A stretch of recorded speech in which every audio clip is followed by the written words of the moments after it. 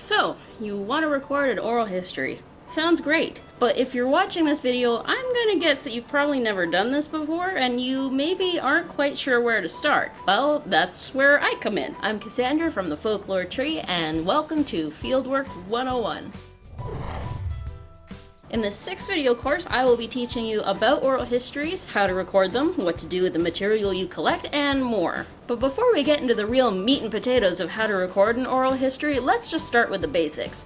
What is oral history, and why is it important? According to oralhistory.org, oral history is defined as a field of study and a method of gathering, preserving, and interpreting the voices and memories of people, communities, and participants in past events. In a nutshell, oral history is all about asking people what it was like to live through certain events or during a certain time, and then analyzing the responses to give us a better idea of how people lived in the past. Oral histories usually include first-hand accounts of historical events from people who actually lived through them, anecdotal stories about what life was like growing up and living in certain communities, descriptions of who performed certain jobs and how they did them, and so on. Second-hand stories about a person told by someone that person knew, aren't always considered to be oral histories exactly, but they can still be pretty useful for researching historical events and figures. Making oral history recordings is a fairly new technique when it comes to studying human history. While it doesn't guarantee perfectly accurate information all of the time, it does tell us a lot about how people used to live, what significant historical figures were like in person, how new developments affected everyday life, how culture has changed over time and what people think of those changes, and many other pieces of information that history books and written records may not be able to tell us. For many people, it also helps preserve their heritage, gives them a connection to their ancestors, and can also help make records of traditional crafts and practices that might otherwise disappear forever.